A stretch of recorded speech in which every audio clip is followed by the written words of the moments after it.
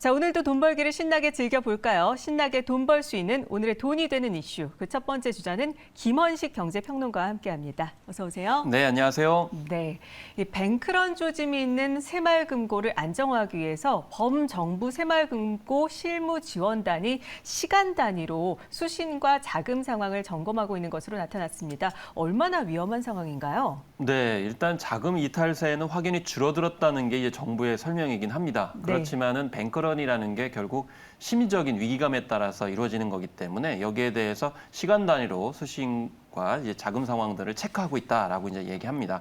특히 새마을금고가 전국에 한 1,294곳 정도 되는데 이 현장 상황을 실시간으로 파악하기 위해서 폐쇄회로 TV와 사진까지 지금 동원해서 모니터링을 하고 있다라는 소식이 전해지고 있습니다. 네. 조금이라도 이상 상황이 있게 되면은 대응을 하겠다라는 입장이고요. 심지어는 오전 영업 시간부터 고객들이 금고 앞에 서 있는지 창구에 대기줄이 길게 늘어섰는지까지도 꼼꼼하게 파악하고 있다라는 그런 이야기입니다. 네, 그렇군요. 정부가 이렇게까지 실시간으로 공식적으로 상황을 보고받는다는 것은 새마을금고가 그만큼 위험하다는 것을 역설적으로 증명하는 거 아닐까요? 일단 덩치가 굉장히 크고요. 네. 또 연동 효과가 있을 수 있기 때문인데, 그래서 정부 입장에서는 이제 확연히 데이터상으로는 줄어들고 있는 그런 인출 규모를 이야기를 하고 있습니다. 9일 간담회에서는 이제 7일 인출 규모는 전날보다 1조 원가량 정도, 그리고 중도 해지의 재해지 건수는 3천 건이 오히려 늘었다 이렇게 얘기를 해서 예금 유출 양상이 점차 진정되고 있다라는 점을 이제 언급을 했습니다. 그리고 지난 1일 0시부터 6일 장자금까지 중도 해지한 새마을금고 고객 중 14일까지 재예치를 한 경우에는 당초 약정이자를 복원하고 비과세 혜택도 유지하겠다라는 비상대책을 발표했기 때문에 이런 부분들이 일정 정도 먹혀들고 있다라는 것인데요. 그렇지만 여전히 뱅크런, 이제 대규모 인출 이제 사례가 생길 수 있기 때문에 중앙회 같은 경우에는 고객이 몰리게 되는 상황이면 즉각적으로 대응 조치를 하겠다 이렇게 밝히고 있는데요. 새마을금고 중앙회 같은 경우는 한 80조 원 정도로 이렇게 투입할 수 있는 자본이 있다라고 얘기는 하고 있습니다. 네. 다만 지금 현재 예금자 보호 한도가 1인당 5천만 원까지잖아요. 그쵸. 그런데 지금 현재 이 국내 총생산이 한 3배 정도 늘어났기 때문에 그만큼 자금이 여유롭기 때문에 이거를 좀 1억 원 정도로 예금자 보호 한도를 올려야 된다. 네. 그렇게 했을 때 오히려 뱅크런, 그러니까 대량 인출 사고가 없을 수 있다라는 점, 이런 점들이 과연 반영이 될 것이냐, 이 부분에 또 정책적인 초점이 있겠습니다. 네, 그런가 하면 이 시중 5대 은행 KB, 신한, 하나, 우리, NH농협은행과 또 산업기업은행이 지원에 나섰다고요? 네, 그렇습니다. 이 대량 인출 사태를 막기 위한, 그러니까 변동성 확대를 막기 위해서 RP 매입을 한다라는 건데요. 이 RP 매입은 이제 바로 환매 조건부 채권이죠. 한 6조 2천억 원 정도가 여기에 해당이 되는데 네. 이 환매 조건부 채권 RP를 어떻게 하느냐? 이 담보 성격의 형태로 하게 되는데 새마을금고가 보유하고 있는 국고채나 통화안정증권 채권을 이렇게 매입을 해서 담보 성격으로 가지고 있다가 유동성 위기가 발생하게 되면은 시중 은행들이 이제 자금 지원을 하게 되는 그런 안전장치 격의 그런 조치를 이번에 발표를 하면서 좀 더 이제 안정세에 기여하고 있는 것으로 분석이 되고 있습니다. 네. 자, 그리고 TV 방송 수신료 관련해서 뜨거운 감자였는데요. 분리징수가 확정이 됐습니다. 개정 시행령은 언제부터 시행이 될까요? 네, 그렇습니다. 11일 날 윤석열 대통령이 이제 재가를 했기 때문에 이 시행령은 바로 실시가 돼서 오늘부터 시행이 됩니다. 그래서 한전은 TV 수신료를 월 2,000원을 이제 전기요금과 분리징수를 해야 되는데요. 다만 이제 전제 조건이 이게 좀 혼동이 있으신 분들이 있는데 TV가 있으신 분들은 안 내도 되는 게 아니라 TV가 있으신 분들은 내셔야 되는 그런 상황인데 없는 분들은 내지 않으셔도 되고 있는 분들은 별도로 전기요금과 분리할 수 있는 건데 다만 3개월간의 유예 기간을 갖고 있다는 점이 중요합니다. 그래서 3개월 동안 이 서비스 체계를 그러니까 징수 체계를 갖춰야 되기 때문에 한전이 그 구축하는데 3개월이 걸린다라는 것이죠. 그래서 이 한국전력공사 고객센터 신청을 이 3개월 안에 하시면 2,500원을 제외한 전기 요금을 이전처럼 내실 수가 있는 그런 상황입니다. 그래서 해당 준비 기간 동안 부득이하게 현행과 같이 전기요금 수신료를 동시에 청구할 수밖에 없는 점을 양해해달라 이렇게 밝히고 있는데요. 어쨌든 그동안 TV 수신료가 좀 부당하다라고 생각하셨던 시청자나 이제 국민들 입장에서는 이것에 대해서 좀 적극적으로 나서실 것 같습니다. 네. 그리고 이 수신료를 돌려달라고 하는 고객에 대해서는 TV 수신료도 돌려준다고요? 이 돌려달라는 문장이 무슨 뜻인지 네. 좀 혼동이 있을 수 있는데요. 앞서서 말씀드렸듯이 3개월 기간의 유예 기간이 있습니다. 네. 그 유예 기간에 사실은 이 시스템이 갖춰지지 않아서 내고자 하지 않는데도 불구하고 내는 분들이 있게 되는 거죠. 그러니까 수상기가 없음에도 불구하고 통합 징수하는 그런 측면들이 있는데 이렇게 이제 내게 되신 분들 같은 경우에는 원하시면은 TV 수신료를 돌려드리겠다 이렇게 밝히고 있습니다. 일단 좀 구체적인 방법을 좀 말씀드리면은 예금 계좌나 신용카드에서 전기요금 자동 납부를 신청하신 분 같은 경우는 마감 이제 4일 전까지 한전 고객센터를 통해서 신청을 하시면은 전기 요금만 자동 출금이 되실 수가 있겠습니다. TV 수신료형 납부형 별도 지정 계좌는 다음 달 초부터 가동이 된다고 하고요. 또 수동 납부인 경우에는 지정 계좌를 통한 수동 납부일 경우에는 12일부터 지정 계좌의 전기 요금과 TV 수신료를 각각 분리해서 입금하실 수가 있겠습니다. 신용카드로 수동 납부한다면은 고객센터를 통해 가지고 신청을 하시면 되겠고요. 또 애플리케이션 전용이 있는데 이것도 좀 아직은 좀 미비하기 때문에 보완이 되면 이번 달 말부터 시행이 된다고 합니다. 주의하실 것이 있는데요. 은행 지로나 편의점, 가상 계좌의 경우에는 아직 시스템이 미비하기 때문에 납부 금액 조정이 불가능합니다. 아마 이런 분들은 나중에 돌려받으실 수 있는 길이 열리지 않을까 싶고요. 아파트 단지 같은 경우는 관리사무소에 신청을 하셔야 되는 그런 부분들이 있기 때문에 이 점 참조하셔서 대응하시면 좋겠습니다. 네, 알겠습니다. 자, 그리고 이 주가 100만 원 이상 황제주로 등극한 에코프로 오늘 실적을 발표하는데요. 증권가에서는 이 주가가 비이성적으로 좀 움직이고 있어서 사실상 전망을 포기한 만큼 예상치를 훌쩍 뛰어넘는 실적을 내지 못할 경우에는 고평가 논란이 불거질 수 있을 텐데요. 실제 어떤 전망들이 나오고 있고 어떻게 보십니까? 네, 사실 에코프로 같은 경우는 증권 애널리스트들이 굉장히 괴로운 지금 주식 중에 하나입니다. 네. 증권 리포트들이 상당히 많이 이제 빗나간 상황이고 네. 그러다 보니까 지금 실적에 관련돼서도 예측하는 곳이 거의 없고 이제 삼성증권 같은 경우가 대체적으로 뭐 매출 2조 원, 영업이익이 2,250억 원 돼서 한 32% 늘어날 것이다 이렇게 예측은 하고 있어요. 그런데 네.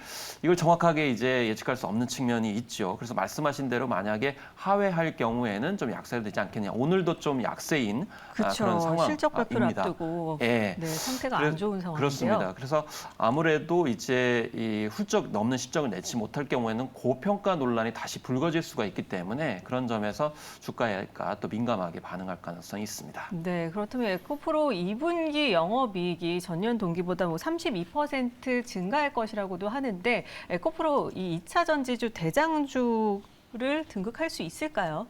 일단은 지금 개인 투자자들이 굉장히 많이 여기에 이제 집중을 하고 있는 그런 상황이고 그러다 보니까 이제 100만 원대 못 미치는 시점부터 공매도가 굉장히 많이 이루어졌습니다. 그래서 지금 현재도 공매도 측면들이 매우 작용을 하고 있고 그러다 보니까 어떻게 보면 뭐 외국인 투자자들 같은 경우에도 이제 최근에는 또 매수의 흐름을 나타나고 있는데 그만큼 너무 강력하게 이쪽에 이제 개인 투자들이 집중하고 있기 때문입니다.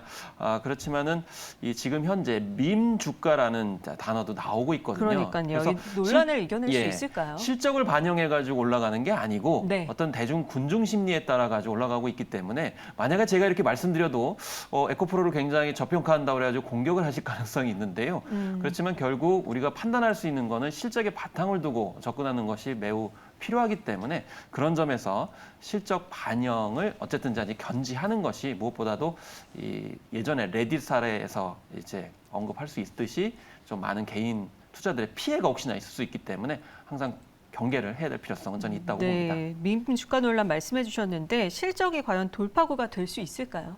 그렇습니다. 일단은 어떻게 보면 32%를 이제 예측한 경우도 있었습니다만은 제일 중요한 것은 실적이 어느 정도는 더 높이 나와야 되는 것이죠. 사실 많이 이제 언급드렸습니다만은 지금 에코프로 같은 경우는 이제 반영이 된 경우가 굉장히 많습니다. 그래서 막상 공개가 됐을 경우에 오히려 실망감 때문에 들었을 것도 공매도를 굉장히 많이 걸어놓았을 가능성이 높기 때문에 당분간은 좀 약세인 그런 측면들이 관찰될 가능성이 전 높다고 봅니다. 네, 오늘 실적 발표 좀 지켜봐야 되겠습니다.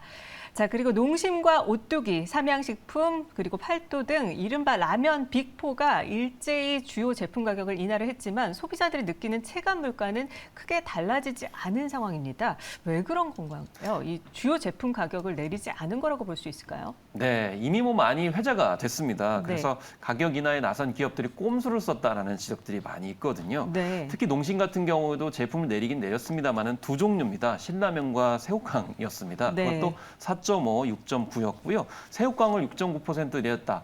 이게 과연 무슨 의미가 있느냐라는 지적이 있었고 또 오뚜기와 삼양식품 팔도는 좀 더 주력 상품을 건드리지 않았습니다. 그래서 오뚜기 같은 경우는 진라면을 빼면 사실상 뭐 대장주라고 할 수 있는 데가 없는데 결국 진라면을 인하 품목에서 제외했거든요. 사실 진라면이 오뚜기의 30% 이상의 매출을 차지하고 있기 때문입니다. 네. 삼양식품 같은 경우에도 불닭볶음면을 제외했죠. 그리고 팔도 역시 팔도 비빔면 여름에 제철 메뉴인데 이것도 제외를 했습니다. 그래서 네.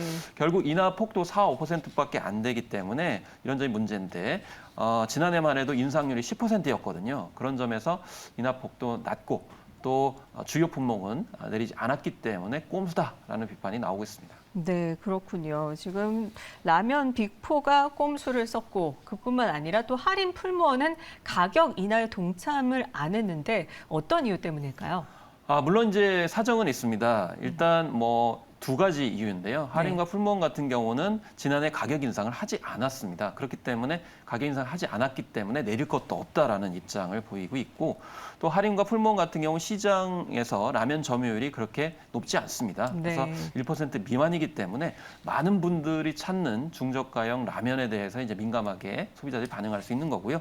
이 회사들은 좀 고가의 라면이기 때문에 그런 점에서 좀 논란은 있지만은 그렇게 이제 비난할 것은 아니다라는 여론이 대체적입니다. 네, 물가 얘기를 좀 계속 해보면 사실 식재료 가격은 눈에 띄게 안정을 찾았지만 식당 메뉴판에 적힌 가격은 외려 상승 중인 상황인데요. 원인이 뭘까요? 그렇습니다. 지난달 전국 외식 물가는 전년 동월 대비 6.3% 상승해서 전체 물가 상승률 2.7%의 배 이상이 되고 있습니다. 외식 물가는 이처럼 물가를 이제 상회하는 추세로 지금 2021년 부터 해서 25개월째 오름세를 계속 보이고 있는데요. 네. 아무래도 다른 식자재, 그리고 인건비, 연료비, 임대료 이런 굉장히 변수가 많기 때문에 외식 물가는 쉽게 잡히지 않는 것으로 이렇게 분석이 되고 있습니다. 네, 그리고 외식 고깃값이 오르면서 미트플레이션이라는 용어도 생겼는데요. 외식 고깃값이 과연 얼마나 상승 중인 거고 또 상승 배경은 뭘까요?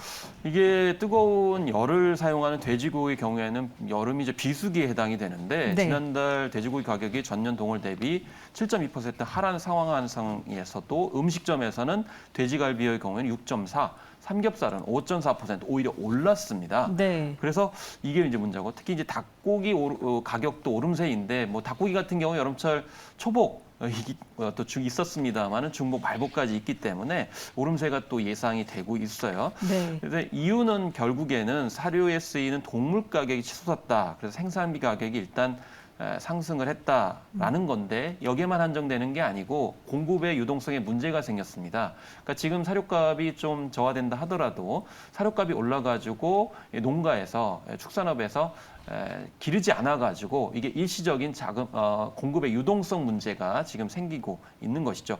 그렇기 때문에 결국에는 사료 가격 문제도 있지만은 도축업계 인건비 또 폐기물 처리비, 운송비, 중간상 마진 등이 복합적으로 작용을 하게 되면서 지금 미트 인플레이션이라고 하는 고깃값이 견인하는 물가 인상이 발생하고 있다. 이렇게 요약해서 말씀드릴 수가 네, 있겠습니다. 외식 고깃값이 점점 상승하면서 상당히 밖에서 고기 먹기 부담스러운데요. 네. 정부는 이 치솟는 물가를 잡기 위해서 두 팔을 걷어붙였습니다. 상반기 동안 6만 톤의 냉동 닭고기에 대해서 할당 관세 0%를 적용했는데 이달부터 3만 톤을 추가할 계획입니다. 이 정부의 노력이 외식 가격의 상승을 좀 막을 수 있을까요?